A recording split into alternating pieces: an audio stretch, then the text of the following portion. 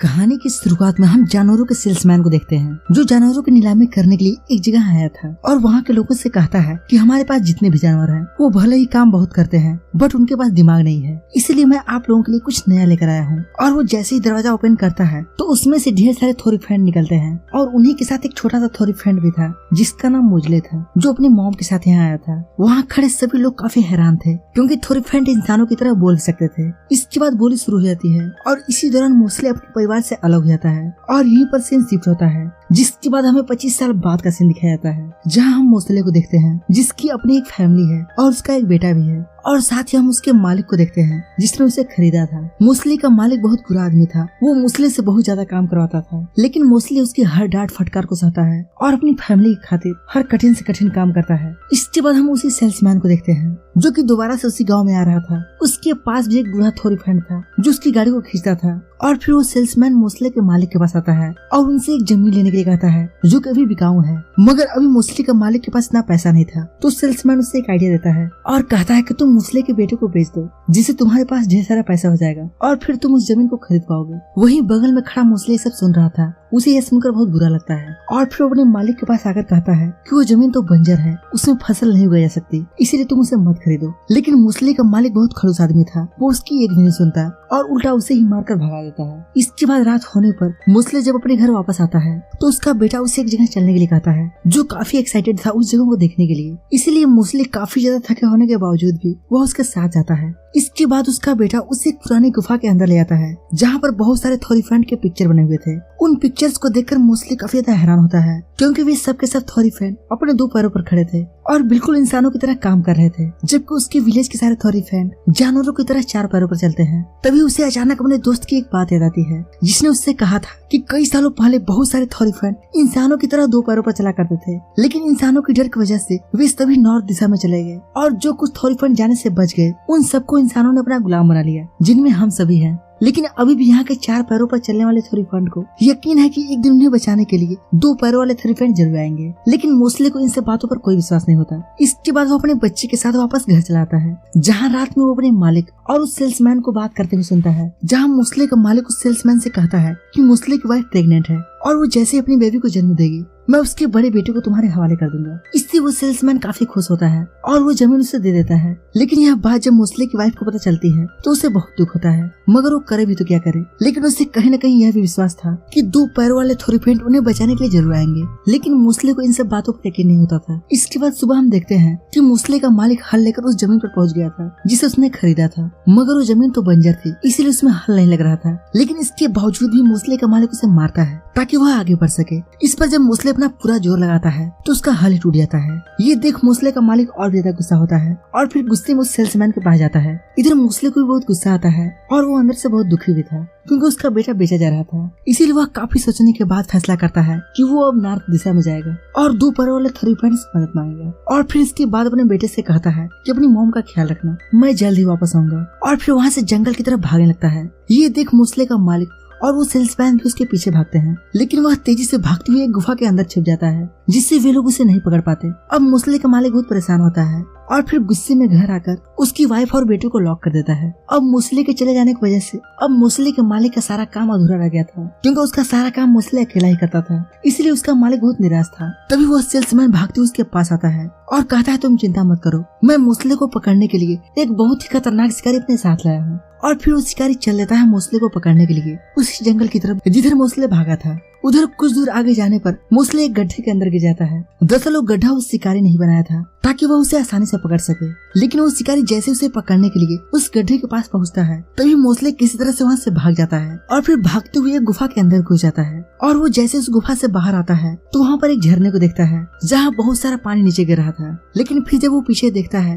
तो अभी भी वह शिकारी उसके पीछे ही आ रहा था। ये देख मोस्ले फिर से भागने लगता है और फिर वो दूसरे चट्टान में पहुँचने के लिए जैसे ही छलांग लगाता है तभी उसका पैर फिसल जाता है और वो नीचे गिर जाता है, लेकिन वह किसी तरह से एक झरने के पीछे वाली गुफा में छुप जाता है जिससे वह शिकारी उसे देख नहीं पाता और वहाँ से वापस लौट जाता है। इसके बाद मोस्टली उस गुफा में आगे बढ़ता है और उस गुफा में भी वही पेंटिंग्स बनी हुई थी जैसा उसने अपने बेटे के साथ पिछले वाले गुफा में देखा था। और तभी उसे उस गुफा में 3 थोरी फ्रेंड दिखाई देते हैं जिनका नाम वार्निंग, डेवियल और एल्डरली था। पहले तो उन्हें देखकर मोस्टली को अपनी आंखों पर यकीन नहीं होता क्योंकि उसे ऐसा लगता था कि इस दुनिया में 2 पैर वाले थोरी फ्रेंड अब नहीं है। और वे थोरी फ्रेंड भी मोस्टली को देखकर काफी हैरान थे और उन्हें भी यकीन नहीं था कि हमारी दुनिया से अलग थोरी फ्रेंड भी रहते हैं। तो इस पर मोस्टली उनसे कहता है कि इंसान हम पर बहुत जुर्म करते हैं, हमें आपकी मदद की जरूरत है। ये सुन वे तीनों उसे लेकर अपने शहर की तरफ निकल पड़ते हैं और कुछ दूर आगे जाने पर उन्हें एक घना जंगल दिखाई देता है। इस पर वे थोरी फ्रेंड मोस्टली से बताते हैं कि इस जंगल के पार हमारा शहर है, लेकिन इस घने जंगल को हम पार नहीं कर सकते क्योंकि हम लोग शुद्ध नहीं हैं। और साथ ही इस जंगल में एक थोरी फ्रेंड का पेड़ भी है जिसकी सुरक्षा कोई दैविक शक्ति करती है। इसलिए आज तक जितने भी लोग इस जंगल के अंदर गए हैं उनमें से कोई भी वापस लौट कर नहीं आया। इसलिए हमें आगे जाने के लिए एक लंबे रास्ता का सामना करना पड़ेगा। इधर वो शिकारी भी इनके पीछे ही आ रहा था और उनके पास पहुंचने ही वाला होता है।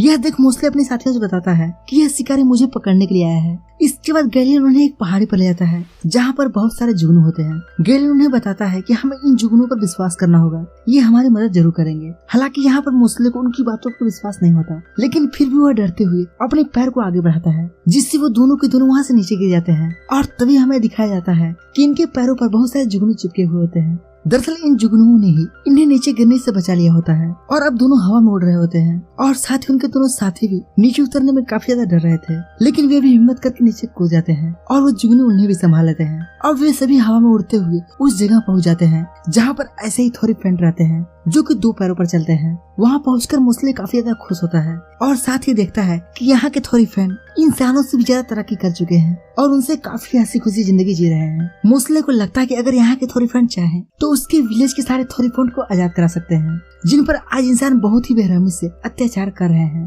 तभी वह नोटिस करता है कि यहाँ पर एक भी जवान थोड़ी फ्रेंड नहीं है, यहाँ पर सभी बूढ़े हैं। तभी उनमें से एक थोड़ी फ्रेंड बताता है कि यहाँ पर जंगल में जो थोड़ी फ्रेंड का पवित्र वृक्ष है उसकी श्राप से ऐसा हुआ है, इसलिए यहाँ पर कई सालों से एक भी बच्चा पैदा नहीं हुआ है। यह सुनकर मोस्टली काफी ज्यादा निराश हो जाता है और यहाँ के महारानी से मिलने का डिसाइड करता है और फिर उनके पास जाता है और उनसे कहता है कि हमें आपकी मदद की जरूरत है, इंसान हम पर काफी जुर्म कर रहे हैं। यह सुनकर महारानी उसकी पूरी मदद करने के लिए तैयार हो जाती है और तभी सभी को पता चलता है कि यहाँ पर भी वो शिकारी आ चुका है। अब वहाँ के सैनिक उसे अंदर आने की इजाजत नहीं देते हैं, इसलिए वह शिकारी गुस्सा हो जाता है और गैलियन पर तीर से अटैक कर देता है। फिर सैनिक उसे उठाकर अंदर ले आते हैं जहाँ गैलियन मोस्टली से बताता है कि अगर तुम्हें उस शिकारी को हराना है तो तुम्हें जुगनू पर विश्वास करना होगा। इतना कहकर गैलियन की सांसें बंद हो जाती है। यह देखकर वहाँ की महारानी मोस्टली से बताती है कि तुम्हें किसी भी तरह उस शिकारी को लेकर उस घने जंगल में जाना होगा और वही तुम्हें उस पवित्र वृक्ष को भी ढूंढना होगा जिसके बारे में आज तक किसी को भी कुछ नहीं पता। अगर तुम किसी भी तरह उस पवित्र वृक्ष को ढूंढने में कामयाब हो जाते हो और उस फल को खा लेते हो तो यहाँ का श्राप अपने आप ही खत्म हो जाएगा और यहाँ के लोग फिर से ठीक हो जाएंगे।